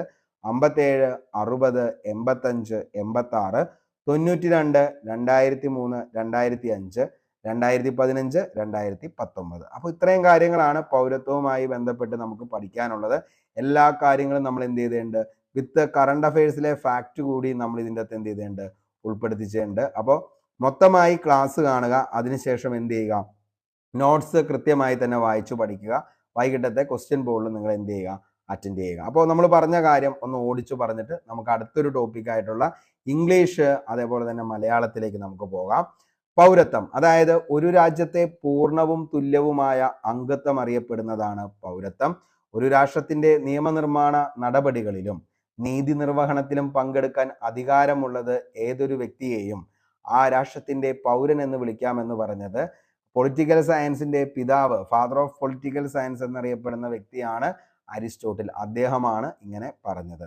ഇന്ത്യൻ കോൺസ്റ്റിറ്റ്യൂഷനിൽ ഭരണഘടനയിൽ എന്തിനെക്കുറിച്ച് പൗരത്വത്തെക്കുറിച്ച് പറയുന്നത് ഏതു ഭാഗത്താണെന്ന് ചോദിച്ചു കഴിഞ്ഞാൽ മക്കളെ ഭാഗം 2 ആണ്. ആർട്ടിക്കിൾ ചോദിച്ചു കഴിഞ്ഞാൽ 5 മുതൽ 11 വരെയുള്ള ഭാഗം. ഇന്ത്യൻ കോൺസ്റ്റിറ്റ്യൂഷൻ പ്രൊവൈഡ് ചെയ്യുന്നത് സിംഗിൾ സിറ്റിസൺഷിപ്പ് ആണെന്നുള്ളത് ഓർത്തു വയ്ക്കുക, ഏക പൗരത്വം. ഈ ആശയം ഇന്ത്യ കടം കൊണ്ടത് ഏത് രാജ്യത്ത് നിന്നാണ് ചോദിച്ചു കഴിഞ്ഞാൽ അത് ഏതാണ്? ബ്രിട്ടനിൽ നിന്നാണ് ഈ ആശയം കടം കൊണ്ടത്. എന്നാൽ ഇന്ത്യയിൽ ഇരട്ട പൗരത്വം വേണമെന്ന് പറഞ്ഞ കമ്മിറ്റി ഏതാണെന്ന് ചോദിച്ചാൽ അത് സിംഗ്വി കമ്മിറ്റി ആണെന്നുള്ളതും എന്ത് ചെയ്യുക? ഓർത്തു വയ്ക്കുക. അതേപോലെ തന്നെ ഇന്ത്യൻ പൗരന്മാർക്ക് നിലവിൽ എത്ര തരത്തിൽ നമുക്ക് പൗരത്വം നേടിയെടുക്കാമെന്ന് ചോദിച്ചു കഴിഞ്ഞാൽ 1955 പൗരത്വ നിയമം അനുസരിച്ച് 5 രീതിയിൽ നമുക്ക് എന്ത് ചെയ്യാം? ഇന്ത്യൻ പൗരത്വം ആർജിക്കാം. 1 ജന്മസിദ്ധമായ പൗരത്വം, 2 പിന്തുടർച്ച വഴിയുള്ള പൗരത്വം, 3 രജിസ്ട്രേഷൻ വഴിയുള്ള പൗരത്വം, 4 ചിരകാലവാസം അധിവാസം മുഖേനയുള്ള പൗരത്വം, 5 പ്രാദേശിക സംയോജനം വഴിയുള്ള പൗരത്വം. ഇനി ഇന്ത്യൻ കോൺസ്റ്റിറ്റ്യൂഷന്റെ ഈ പറയുന്ന 5 രീതിയിലുള്ള പൗരത്വം നേടിയെടുക്കാനും എത്ര രീതിയിൽ പൗരത്വം നമുക്ക് നഷ്ടപ്പെടാമെന്ന് ചോദിച്ചു കഴിഞ്ഞാൽ 3 രീതിയിലാണ്. പൗരത്വം സ്വമേധയാ ഉപേക്ഷിക്കൽ, പൗരത്വം നിർത്തലാക്കൽ, പൗരത്വ അപഹരണം. റിനൗൺസിയേഷൻ, ടെർമിനേഷൻ, ഡിപ്രിവേഷൻ, ഇതാണ് പൗരത്വം ക്യാൻസൽ ചെയ്യുന്ന കാര്യങ്ങൾ എന്ന് പറയുന്നത്. ഇനി നമ്മൾ പറഞ്ഞു, അതായത് പൗരത്വ ഭേദഗതി നിയമം 2019 ആരാണ് ഇത് അവതരിപ്പിച്ചതെന്ന് ചോദിച്ചു കഴിഞ്ഞാൽ അത് കേന്ദ്ര ആഭ്യന്തരമന്ത്രി അമിത്ഷാ ആണ്. ഭേദഗതിയിൽ ലോകസഭ പാസാക്കിയത് എന്നാണ് ചോദിച്ചാൽ 2019 ഡിസംബർ 10. എത്ര പേര് അനുകൂലിച്ചു? 311. അതേപോലെ തന്നെ 80 പേരാണ് ഇതിൽ പ്രതികൂലിച്ചത്. ഓക്കെ, ഇനി നമ്മൾ പറഞ്ഞു പൗരത്വ ഭേദഗതി ബില്ല് രാജ്യസഭ പാസാക്കിയത് 2019 ഡിസംബറിലാണ്. അതേപോലെ തന്നെ പ്രസിഡന്റ് ഒപ്പുവെച്ചത് 2019 ഡിസംബർ 12. അപ്പോൾ പാസാക്കിയത് ഡിസംബർ 10 2019. അതിനുശേഷം എന്ത് ചെയ്തു? ഡിസംബർ 12 ഇത് എന്ത് ചെയ്യുന്നത്? രാഷ്ട്രപതി ഒപ്പുവെക്കുന്നത് എന്നുള്ളതും ഓർത്തു വയ്ക്കുക. ഇനി ഇത് നിലവിൽ വന്നത് 2020 ജനുവരി 10 ഓർത്തു വയ്ക്കുക. അപ്പോൾ നിലവിൽ വന്നത് 2020 ജനുവരി 10, എന്നാണ് ഇത് പാസ്സാക്കിയത്? 2019 ഡിസംബർ 10. ഓക്കെ, ഇനി പൗരത്വ ഭേദഗതി നിയമത്തിന് അനുകൂലിച്ച് അഭിനന്ദനങ്ങൾ നൽകിയ സംസ്ഥാനം ഗോവയാണ്. നിയമത്തിനെതിരെ പ്രമേയം പാസാക്കിയ ആദ്യ സംസ്ഥാനം കേരളമാണ്. രണ്ടാമത് പഞ്ചാബാണ്. ഇനി പ്രമേയം പാസാക്കിയ പൗരത്വ ഭേദഗതി നിയമത്തിനെതിരെ പ്രമേയം പാസാക്കിയ ആദ്യ കേന്ദ്രഭരണ പ്രദേശം പുതുച്ചേരിയാണ്. ഇനി കാലടി സംസ്കൃത സർവകലാശാല പൗരത്വ ഭേദഗതി നിയമത്തിനെതിരെ പ്രമേയം പാസാക്കിയ ഇന്ത്യയിലെ ആദ്യത്തെ സർവകലാശാലയാണ് ഏതെന്ന് പറയുന്നത്? ശ്രീ ശങ്കരാചാര്യ സർവകലാശാല എന്നുള്ളത് ഓർത്തു വയ്ക്കുക. പൗരത്വ ഭേദഗതി നിയമത്തിൽ ഭേദഗതി നിയമങ്ങൾ എത്ര പ്രാവശ്യം ഭേദഗതി വരുത്തിയിട്ടുണ്ടെന്ന് ചോദിച്ചാൽ 9 പ്രാവശ്യമാണെന്നുള്ളതും ഓർത്തു വയ്ക്കുക. ഓക്കെ, ഇനി നമുക്ക് ഇംഗ്ലീഷും മലയാളവും നോക്കാം. ഓക്കെ, മലയാളത്തിലെ ശൈലികളാണ് നമുക്ക് പറയാനായിട്ടുള്ളത്. മലയാളത്തിലെ ശൈലികളിൽ ഒന്നാമത്തെയാണ് നടക്കല്ല് പറിക്കുക. അതായത് ദരിദ്രനാവുക എന്നതാണ് നടക്കല്ല് പറിക്കുക എന്നതിൻ്റെ ശൈലിയുടെ ശരിയായ അർത്ഥമാണ് ദരിദ്രൻ ആവുക. അടുത്തത് നിധി കാക്കുന്ന ഭൂതം. അതായത് വിശിഷ്ട വസ്തുക്കൾ തനിക്കോ അല്ലെങ്കിൽ മറ്റുള്ളവർക്കോ ഉപയോഗമില്ലാതെ വച്ചുകൊണ്ടിരിക്കുന്നവനെയാണ് നിധി കാക്കുന്ന ഭൂതമെന്ന് പറയുന്നത്. അടുത്തതാണ് ദുര്യോധന സ്വർഗം. അല്പകാലം നിലനിൽക്കുന്ന ഭാഗ്യത്തെയാണ് നമ്മൾ എന്തെന്ന് വിളിക്കുന്നത്? ദുര്യോധന സ്വർഗം എന്ന് പറയുന്നത്. കുറച്ചു കാലം മാത്രമാണ് അത് നമുക്ക് അത്രയും സന്തോഷവും ഭാഗ്യവും ഉണ്ടാവുള്ളൂ. അത് കഴിഞ്ഞാൽ അത് തിരിച്ചു പോകും. അപ്പോൾ അതിനെയാണ് ദുര്യോധന സ്വർഗം എന്ന് പറയുന്നത്. അടുത്തത് തോളിലിരുന്ന് ചെവി കടിക്കുക. രക്ഷിക്കുന്നവരെ ദ്രോഹിക്കുന്നവരെയാണ് എന്തെന്ന് പറയുന്നത്? തോളിലിരുന്ന് ചെവി കടിക്കുക. അടുത്തത് തോക്കിൽ കയറി വെടിവയ്ക്കുക. അസ്ഥാനത്തുള്ള പ്രവൃത്തി, അതിനെയാണ് നമ്മൾ പറയുന്നത് തോക്കിൽ കയറി വെടിവയ്ക്കുക. അടുത്തത് തൊമ്മന് പോയാൽ തൊപ്പിപ്പാള എന്ന് വെച്ച് കഴിഞ്ഞാൽ നിസ്സാരന്മാർക്ക് ഉണ്ടാകുന്ന നഷ്ടം എപ്പോഴും നിസ്സാരമായിരിക്കും. അതാണ് തൊമ്മന് പോയാൽ തൊപ്പിപ്പാള. ഓക്കെ, അപ്പോൾ നിസ്സാരമായ ആളുകൾക്കുണ്ടാകുന്ന നഷ്ടവും എന്ത് തന്നെയായിരിക്കും? നിസ്സാരം തന്നെയായിരിക്കും. തെക്കോട്ട് പോകുക എന്ന് പറഞ്ഞു കഴിഞ്ഞാൽ മരിക്കുക എന്നതാണ്. തെക്കോട്ട് പോകുക എന്ന ശൈലിയുടെ അർത്ഥമാണ് മരിക്കുക. തൊപ്പിയിടുക, പരാജയപ്പെടുക എന്നതാണ് തൊപ്പിയിടുക എന്നതിൻ്റെ അർത്ഥം. ചൂടുപിടിക്കുക, കൂട്ടുനിൽക്കുക എന്നതാണ് ചൂടുപിടിക്കുക. അതേപോലെ തന്നെ ചിരട്ടയെടുക്കുക, ദരിദ്രനാവുക എന്നതാണ്. ചിരട്ടയെടുക്കുക എന്ന മലയാളം ശൈലിയുടെ അർത്ഥമാണ് ദരിദ്രനാവുക. പറഞ്ഞത് ഒന്നുകൂടി പറയാം. നടക്കല്ല് പറിക്കുക, ദരിദ്രനാവുക. നിധി കാക്കുന്ന ഭൂതം, വിശിഷ്ട വസ്തുക്കൾ തനിക്കോ അല്ലെങ്കിൽ മറ്റുള്ളവർക്കോ ഉപയോഗമില്ലാതെ വച്ചുകൊണ്ടിരിക്കുന്നവൻ. അടുത്തത് ദുര്യോധന സ്വർഗം, അല്പകാലം നിലനിൽക്കുന്ന ഭാഗ്യം. തോളിലിരുന്ന് ചെവി കടിക്കുക, രക്ഷിക്കുന്നവരെ ദ്രോഹിക്കുക. തോക്കിൽ കയറി വെടിവയ്ക്കുക, അസ്ഥാനത്തുള്ള പ്രവൃത്തി. തൊമ്മന് പോയാൽ തൊപ്പിപ്പാള, നിസ്സാരന്മാർക്കുണ്ടാകുന്ന നഷ്ടം നിസ്സാരം. തെക്കോട്ട് പോകുക, മരിക്കുക. തൊപ്പിയിടുക, പരാജയപ്പെടുക. ചൂടുപിടിക്കുക, കൂട്ടുനിൽക്കുക. ചിരട്ടയെടുക്കുക, ദരിദ്രനാവുക. അപ്പോൾ ഇതൊക്കെയാണ് പ്രധാനപ്പെട്ട മലയാളം ശൈലികളാണ്. പ്രീവിയസ് ഇയർ ക്വസ്റ്റ്യൻ പേപ്പറിൽ നിന്നുമാണ് നമ്മൾ ഇത് എടുക്കുന്നത്. അതുകൊണ്ട് തന്നെ മൊത്തമായി പഠിക്കുക. ഇതിനപ്പുറത്തേക്ക് ഇനി നിങ്ങൾ എന്ത് ചെയ്യരുത്? ഇതിന് സോർട്ട് ചെയ്യാനും അതേപോലെ തന്നെ എന്താണ് ഇതിൻ്റെ ഒന്ന് സ്കിപ്പ് ചെയ്യാനും നോക്കരുത്. മൊത്തം പഠിക്കുക, അല്ലെങ്കിൽ എഴുതി വെച്ച് എന്ത് ചെയ്യുക? പഠിച്ചു പോവുക. ഓക്കെ, ഇനി ഇംഗ്ലീഷിലെ ഫ്രേസൽ വെർബ്സ് ഒന്ന് നോക്കാം. ബ്രേക്ക് ഡൗൺ എന്ന് വെച്ച് കഴിഞ്ഞാൽ കൊളാപ്സ്, ഫെയിൽ എന്നതാണ് ബ്രേക്ക് ഡൗൺ എന്ന് പറയുന്നത്. He broke down twice when giving evidence on his son death. Okay, അപ്പോൾ ബ്രേക്ക് ഡൗൺ എന്ന് വെച്ച് കഴിഞ്ഞാൽ എന്താണ്? ഫെയില് അല്ലെങ്കിൽ കൊളാപ്സ്. ഓക്കെ, അപ്പോൾ ബ്രേക്ക് ഡൗൺ എന്ന് വെച്ച് കഴിഞ്ഞാൽ അതാണ്. അതായത് ഇതിൻ്റെ മലയാളം അർത്ഥം എന്ന് പറയുന്ന ബ്രേക്ക് ഡൗൺ, അതായത് നശിക്കുക അല്ലെങ്കിൽ എന്ത് ചെയ്യുക? ഇല്ലാതാവുക. അതാണ് ബ്രേക്ക് ഡൗൺ എന്നതുകൊണ്ട് ഉദ്ദേശിക്കുന്നത്. അടുത്തത് ബ്രേക്ക് ഇൻ ടു എന്ന് വെച്ച് കഴിഞ്ഞാൽ enter by force. The thieves broke in and stole the money. Okay, അതായത് എന്താണ്? ശക്തി കൊണ്ട് അകത്തേക്ക് കയറുക. ഓക്കെ, അതായത് എന്ത് ചെയ്യുക? നമ്മളെ കീഴ്പ്പെടുത്തി അകത്ത് കയറുക എന്നൊക്കെ വേണമെങ്കിൽ നമുക്ക് ഉദ്ദേശിക്കാം break in to. Okay. Break out എന്ന് ചോദിച്ചു കഴിഞ്ഞാൽ സ്റ്റാർട്ടാണ്. Cholera has broke out in the city. അതായത് ഒരു രോഗം സ്റ്റാർട്ട് ചെയ്യുന്നത് നമുക്ക് എന്ത് ചെയ്യാം, ബ്രേക്ക് ഔട്ട് എന്ന് വേണമെങ്കിൽ നമുക്ക് പറയാം. സ്റ്റാർട്ട് ആരംഭിക്കുക. ഇനി എന്താണ്, the first world war broke out in 1914. Okay. അടുത്തത് ബ്രേക്കപ്പ്, അതായത് ടെർമിനേറ്റ് അല്ലെങ്കിൽ സ്റ്റോപ്പ്. നമ്മൾ പറയാറില്ല ബ്രേക്കപ്പ്. ബ്രേക്കപ്പ് എന്ന് വെച്ചാൽ എന്താണ്, അത് എന്നേക്കുമായിട്ട് നിർത്തുക എന്നുള്ളതാണ് എന്ത്, ബ്രേക്കപ്പ് എന്നതുകൊണ്ട് ഉദ്ദേശിക്കുന്നത്. The meeting broke up in confusion. അടുത്തത് ബ്രേക്കപ്പ് എന്ന് വെച്ച് കഴിഞ്ഞാൽ ഡിസ്പേഴ്സ്, പിരിച്ചുവിടുക എന്നുള്ള ആ ഒരു അർത്ഥം കൂടി അതിൻ്റെ അകത്തുണ്ട്. The steamer dashed against the rock and broke up. Okay. ഇനി ബ്രോക്കപ്പ് എവേ എന്ന് ചോദിച്ചു കഴിഞ്ഞാൽ ഗോ എവേ സഡൻലി എന്നതാണ് break away. Go away suddenly ആണ് ബ്രേക്ക് അവേ എന്നതിൻ്റെ അർത്ഥം. A senior JD leader broke away and formed a new party. Okay. അടുത്തത് break off, separate from something by using force ആണ് break off എന്ന് പറയുന്നത്. അപ്പോൾ അതിൻ്റെ എക്സാമ്പിൾ ആണ് she has broke off her engagement. She broke off realising that she was wrong. ഇനി bring about എന്ന് വെച്ച് കഴിഞ്ഞാൽ കോസ് ടു ഹാപ്പൻ എന്നതാണ് bring about. Wrong decision bring about failure. Okay. ഇനി ബ്രിങ് ഡൗൺ എന്ന് വെച്ച് കഴിഞ്ഞാൽ ഓവർ ത്രോ എന്നതാണ് bring down. Bring forth, produce എന്നതാണ് ബ്രിങ് ഫോർത്ത് എന്നതിൻ്റെ അർത്ഥം. പ്രൊഡ്യൂസ് എന്നതാണ്. She brought for 2 children. Okay. അപ്പോൾ ഇത്രയാണ് നമുക്കിന്ന് പഠിക്കാനുള്ളൂ. ഇംഗ്ലീഷിലെ ഫ്രേസർ വെർബ്സ് എപ്പോഴും ഇമ്പോർട്ടൻ്റ് ആണ്. നമുക്ക് എന്തായാലും ക്ലാസ് കംപ്ലീറ്റ്, അതായത് നിങ്ങൾ ജസ്റ്റ് ഇതെല്ലാം ഒന്ന് എഴുതി വയ്ക്കാനായിട്ട് ശ്രമിക്കുക. അവസാനം നമ്മൾ റിവിഷൻ്റെ സമയത്ത് ഓരോന്നും എന്താണെന്നുള്ളതിൻ്റെ മലയാളം ഡീറ്റെയിൽ ആയിട്ടും എല്ലാത്തിൻ്റെയും ഓരോ സന്ദർഭം അനുസരിച്ച് തന്നെ നമ്മൾ പഠിച്ച് സെറ്റായിട്ട് പോകും. നിങ്ങൾ അതിനെക്കുറിച്ച് ആലോചിച്ച് ഒരിക്കലും ടെൻഷൻ ആവേണ്ട. നമ്മൾ ഇംഗ്ലീഷിൻ്റെ ക്ലാസ്സുകൾ എന്ന് പറയുന്നത് ഗ്രാമർ പോർഷൻസ് വിത്ത് അതിൻ്റെ എന്താണ് ഈ പറയുന്ന പോലെ തന്നെ എക്സസൈസ് ഉൾപ്പെടെ ആയിരിക്കും നിങ്ങളെ കൊണ്ട് ചെയ്യിപ്പിക്കുന്നത്. വരുന്ന ദിവസങ്ങളിലെല്ലാം അത് നിങ്ങൾക്ക് ഉണ്ടാവുന്നതായിരിക്കും. അപ്പോൾ അതേപോലെ തന്നെ ഫ്രേസർ വെർബ്സ് അതൊക്കെ നമുക്ക് ഓരോ സിറ്റുവേഷൻ അനുസരിച്ച് തന്നെ നമുക്ക് എന്ത് ചെയ്യാം, പഠിച്ചു പോകാം. അപ്പോൾ അത് നിങ്ങൾക്ക് എന്താണ് മാക്സിമം അതിൻ്റെ കൂടെ തന്നെ എക്സാമ്പിൾസും നമ്മൾ പറഞ്ഞു തരും. അപ്പോൾ ഇത് നിങ്ങൾ എന്താണ് ഒന്ന് ജസ്റ്റ് എങ്കിലും ഒന്ന് വായിച്ചു വയ്ക്കുക. അടുത്ത സമയത്ത് റിവിഷൻ്റെ സമയത്ത് നമ്മളിതെല്ലാം ഓരോന്ന് ഡീറ്റെയിൽ ആയിട്ട് പറയും. ഓക്കെ.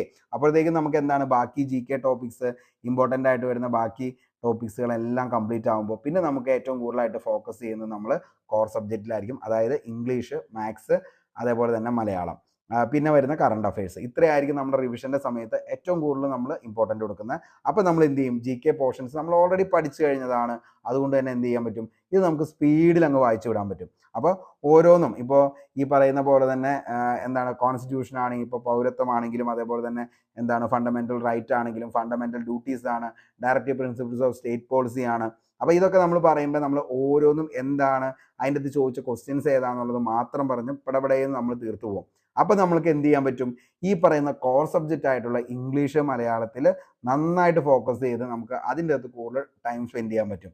അപ്പോൾ അങ്ങനെയായിരിക്കും നമ്മൾ റിവിഷൻ്റെ സമയത്ത് പോകുന്നത്. അപ്പോൾ അതിനൊക്കെ നിങ്ങളുടെ സപ്പോർട്ട് കൂടെ ഉണ്ടെങ്കിൽ മാത്രമാണ് പറ്റത്തുള്ളൂ. നിങ്ങൾക്ക് ക്ലാസ്സുകളൊക്കെ ഇഷ്ടപ്പെടുകയാണെങ്കിൽ നിങ്ങളുടെ സുഹൃത്തുക്കളിലേക്ക് ഒന്ന് ഷെയർ ചെയ്യുക. അതേപോലെ തന്നെ നിങ്ങൾക്ക് ക്ലാസ് ഇഷ്ടപ്പെടുമ്പോൾ നിങ്ങൾ താഴെ ഒന്ന് ലൈക്ക് ചെയ്യുക. അതേപോലെ തന്നെ നിങ്ങളുടെ അഭിപ്രായം താഴെ കമൻറ്റ് ബോക്സിൽ രേഖപ്പെടുത്തുക. പിന്നെ കുറേ പേര് ചോദിച്ചിട്ടുണ്ടായിരുന്നു സയൻസ് സബ്ജക്റ്റ് സ്റ്റാർട്ട് ചെയ്യണമെന്ന്. എല്ലാത്തിനും കൂടി ഞാൻ മാത്രമേ ഉള്ളൂ. അപ്പോൾ അതുകൊണ്ടാണ് ഈ പറയുന്ന നിങ്ങളുടെ ഓരോ കാര്യങ്ങളും നമ്മൾ ഓരോന്നായിട്ട് സെറ്റ് ചെയ്ത് തന്നെയാണ് പോകുന്നത്. അപ്പോൾ സയൻസ് സബ്ജക്റ്റ് സ്റ്റാർട്ട് ചെയ്യാത്ത എന്താണെന്ന് വെച്ച് കഴിഞ്ഞാൽ ഓരോന്ന് കംപ്ലീറ്റ് ചെയ്ത് പോയെങ്കിൽ മാത്രമാണ് നിങ്ങൾക്ക് അതുകൊണ്ട് പ്രയോജനമുള്ളൂ. കാരണം നമ്മൾ അതായത് ഇപ്പോൾ ഒരു ദിവസം നിങ്ങൾക്ക് കെമിസ്ട്രി തന്നു, പിന്നെ ഒരു ദിവസം ബയോളജി തന്നു, പിന്നെ നിങ്ങൾക്ക് ഒരു ദിവസം മറ്റേ കോൺസ്റ്റിറ്റ്യൂഷൻ തന്നു, അടുത്ത ദിവസം നിങ്ങൾക്ക് എന്താണ് ഹിസ്റ്ററി തന്നു. അങ്ങനെ എല്ലാം കൂടി അവയിലാക്കി പല സ്ഥലങ്ങളിൽ നിന്ന് നിങ്ങളെ പഠിപ്പിച്ച് അവസാനം സിലബസിലുള്ളത് അവിടെയുണ്ട്, ഇവിടെയുണ്ട്, അപ്പുറത്തുണ്ട് എന്നൊക്കെ പറയുന്നതിൽ എനിക്ക് അതിനോടൊട്ടും എന്താണ് താല്പര്യമില്ല. അപ്പോൾ അതുകൊണ്ട് തന്നെയാണ് നമ്മൾ ഓരോന്നും സിലബസ് അടിസ്ഥാനത്തിൽ തന്നെ വ്യക്തമായിട്ട് ഓരോന്നിൻ്റെയും നോട്ട്, ക്ലാസ് അത് കറക്റ്റായിട്ട് നിങ്ങൾക്ക് പ്ലേലിസ്റ്റിലാക്കി അതിൻ്റെ നോട്ട്സ് ഉൾപ്പെടെ നിങ്ങൾക്ക് എന്ത് ചെയ്യുന്നത്, പ്രൊവൈഡ് ചെയ്യുന്നത്. നിങ്ങൾ നോക്കിക്കഴിഞ്ഞാൽ മനസ്സിലാവും. നമ്മുടെ നോട്ടാണെങ്കിലും എന്തൊക്കെയാണോ ക്ലാസ്സിൽ ഡിസ്കസ് ചെയ്ത് പോകുന്നത് അതെല്ലാം നമ്മൾ നോട്ടായിട്ട് തന്നെ നിങ്ങൾക്ക് തരുന്നുണ്ട്. അതുകൊണ്ട് തന്നെ നിങ്ങൾക്ക് ക്ലാസ് കണ്ട് നോട്ടുകളെയും വായിച്ചു കഴിഞ്ഞാൽ പിന്നെ ഉറപ്പായിട്ടും ക്വസ്റ്റ്യൻ ബോർഡ് നല്ല രീതിയിൽ പെർഫോം ചെയ്യാൻ പറ്റും. അപ്പോൾ അതിന് വേണ്ടിയിട്ടാണ് അങ്ങനെ തരുന്നത്. ഓക്കെ. അപ്പോൾ അത് പിന്നെ എന്താണെന്ന് വെച്ച് കഴിഞ്ഞാൽ എല്ലാം കൂടി ഒരുമിച്ച് എന്താണ് അവിയൽ പരുവത്തിലാക്കി കഴിഞ്ഞാൽ നിങ്ങൾക്കത് ഓർഡർ ചെയ്യാനും ബാക്കി കാര്യങ്ങളൊക്കെ വളരെ ബുദ്ധിമുട്ടാവും. അപ്പോൾ അതുകൊണ്ട് ഇപ്പോൾ നമ്മൾ ഏകദേശം ഹിസ്റ്ററിയുടെ കാര്യങ്ങളൊക്കെ അങ്ങ് തീർത്ത് കഴിഞ്ഞ് കോൺസ്റ്റിറ്റ്യൂഷനിലേക്ക് സ്റ്റാർട്ട് ചെയ്ത് അതേപോലെ തന്നെ എന്താണ് ഓരോ ടോപ്പിക്സും കംപ്ലീറ്റ് ചെയ്താണ് പോകുന്നത്. ഇപ്പം നിങ്ങൾ സെക്രട്ടറി ടെസ്റ്റിൻ്റെ ക്ലാസ് നോക്കിക്കഴിഞ്ഞാൽ നിങ്ങൾക്ക് മനസ്സിലാവും, LDയുടെ ക്ലാസ് നോക്കിക്കഴിഞ്ഞാൽ നിങ്ങൾക്ക് മനസ്സിലാവും. ഉറപ്പായിട്ട് നമ്മൾ എന്ത് ചെയ്യും, ഈ പറയുന്ന സയൻസ് സബ്ജക്റ്റുകളും സ്റ്റാർട്ട് ചെയ്യും. അപ്പോൾ അതിൻ്റേതായിട്ടുള്ള ഒരു ലെവലിൽ അത് പഠിച്ച് അത് കംപ്ലീറ്റ് ചെയ്ത് ഓരോന്നും തീർത്ത് പോകുന്നതിന് വേണ്ടിയിട്ടാണ് അങ്ങനെ ചെയ്യുന്നത്. വെറുതെ ഓരോ ദിവസങ്ങളും പല പല ക്ലാസ് പല പല എന്താണ് ഇമ്പോർട്ടൻ്റ് ആയിട്ടുള്ള കാര്യങ്ങളാണെന്ന് പറഞ്ഞുകൊണ്ട് ക്ലാസ് ഇടുമ്പോൾ നിങ്ങളെ സംബന്ധിച്ചിടത്തോളം ഒരു ഓർഡർ ഉണ്ടാവില്ല, അവിടെ നിന്നും ഇവിടെ നിന്നും ഒക്കെ ഉള്ളൊരു പഠനമായിരിക്കും. അപ്പോൾ അങ്ങനെ ആവാതിരിക്കാൻ വേണ്ടിയിട്ടാണ് വ്യക്തമായിട്ട് സിലബസ് നിങ്ങൾ നോക്കിക്കഴിഞ്ഞാൽ ഓരോന്നും നിങ്ങൾക്ക് മനസ്സിലാവും. അല്ലെങ്കിൽ ഈ നോട്ടെല്ലാം നിങ്ങൾ ഒരുമിച്ച് വെച്ച് കഴിഞ്ഞാൽ നിങ്ങൾക്ക് ആ സിലബസിലുള്ള കാര്യങ്ങൾ മൊത്തം നിങ്ങൾക്ക് കിട്ടുന്നതുമായിരിക്കും. അപ്പോൾ അങ്ങനെ തന്നെയാണ് മുന്നോട്ടേക്ക് പോകാൻ ഉദ്ദേശിച്ചേക്കുന്നതും. അതേപോലെ തന്നെ നിങ്ങൾ ഒന്നുകൊണ്ടും പേടിക്കേണ്ട, തീർച്ചയായിട്ടും നമ്മളത് കംപ്ലീറ്റ് ചെയ്ത് ഒക്കെ തന്നുമിരിക്കും. ഓക്കെ, അപ്പോൾ ഇത്രയും കാര്യങ്ങളൊക്കെ ഉള്ളൂ. മാത്സിൻ്റെ മാത്രം നമുക്ക് എഴുതാനുള്ള ഒരു ഓപ്ഷൻ ഇവിടെ ഇല്ല, അതിൻ്റെ കുറച്ച് കാര്യങ്ങൾ കൂടി ചെയ്യാനുണ്ട്. അപ്പോൾ അതുകൂടി ആയിക്കഴിഞ്ഞാൽ നമ്മൾ ഉറപ്പായിട്ടും മാത്സിൻ്റെ ഓരോ എന്താണ് നിങ്ങൾക്ക് തരുന്ന വർക്കൗട്ട് ചെയ്യാൻ തരുന്ന കാര്യങ്ങൾ നമ്മൾ കംപ്ലീറ്റ് ആക്കും. ഏകദേശം 3ഓളം മാത്രം ഇനി കാര്യങ്ങളാണ് മാത്സിൻ്റെ ഉള്ളൂ. അത് അടുത്ത ദിവസത്തേക്ക് നമുക്ക് ചെയ്തു തരാം. എല്ലാം കൂടിയിട്ടുള്ള സമയം കിട്ടാത്തത് കൊണ്ടാണ് അങ്ങനെ ചെയ്യാത്തത്. എന്തായാലും വരുന്ന ദിവസങ്ങളിൽ കുറേ അപ്ഡേഷനുകളൊക്കെ ആയിട്ട് വരും. കറണ്ട് അഫയേഴ്സ് ഇനിയെങ്കിലും നിങ്ങൾ കാണാത്തവരുണ്ടെങ്കിൽ മൊത്തമായിട്ട് കാണുക. ഓരോ മാസത്തെയും തരം തിരിച്ച് തന്നെയാണ് കറണ്ട് അഫയേഴ്സ് ഇട്ടേക്കണം. ജനുവരി തന്നു, ഫെബ്രുവരി തന്നു, ഇനി മാർച്ച്, അങ്ങനെ ഓരോന്നോരോന്ന് തരും. 2024 PSC ബുള്ളറ്റിനിലെ മുഴുവൻ കറണ്ട് അഫയേഴ്സ് തന്നിട്ടുണ്ട്. അപ്പോൾ അതും എന്ത് ചെയ്യുക, ഒന്ന് പഠിക്കാനായിട്ട് ശ്രമിക്കാം. അപ്പോൾ ഇത്രയും കാര്യങ്ങളൊക്കെയാണോ പറയാനുള്ളൂ. എല്ലാവരും നന്നായിട്ട് പഠിക്കുക, എത്രയും പെട്ടെന്ന് ജോലിക്ക് കയറാനായിട്ട് ശ്രമിക്കുക. നിങ്ങളുടെ ഏറ്റവും വലിയ ആഗ്രഹമാണ് ഒരു സർക്കാർ ജോലിയെങ്കിൽ കൂടെ കൂടിക്കോ. 10 പൈസ മുടക്കില്ലാതെ നിങ്ങൾക്ക് പഠിച്ച് റിവിഷൻ ചെയ്ത് സെറ്റായി ഒരു റാങ്ക് ലിസ്റ്റിൽ വരാനായിട്ട് പറ്റും. അപ്പോൾ ഇത്രയും കാര്യങ്ങൾ ഞാൻ ഗ്യാരണ്ടിയാണ്. കാരണം എന്താ ചോദിച്ചു കഴിഞ്ഞാൽ ഇത് നമ്മൾ രണ്ടുപേരുമാണ് ഇതിൻ്റെ അകത്ത് ഓരോ കാര്യങ്ങൾ നിങ്ങൾ എന്താണോ പറയുന്നത് അതാണ് നിങ്ങൾക്ക് ക്ലാസ് ആയിട്ടും PDF നോട്ടായിട്ടും തരുന്നത്. അപ്പോൾ അങ്ങനെ തന്നെ പഠിച്ച് നമുക്ക് മുന്നോട്ടേക്ക് പോകാം. അപ്പോൾ എല്ലാവർക്കും നല്ലത് മാത്രം വരട്ടെ എന്ന് ആത്മാർത്ഥമായി സർവേശ്വരനോട് പ്രാർത്ഥിച്ച് ഇന്നത്തെ ക്ലാസ് ഇവിടെ വെച്ച് വൈൻഡപ്പ് ചെയ്യുന്നു. Signing off, Arun Kombanadan. Thank you.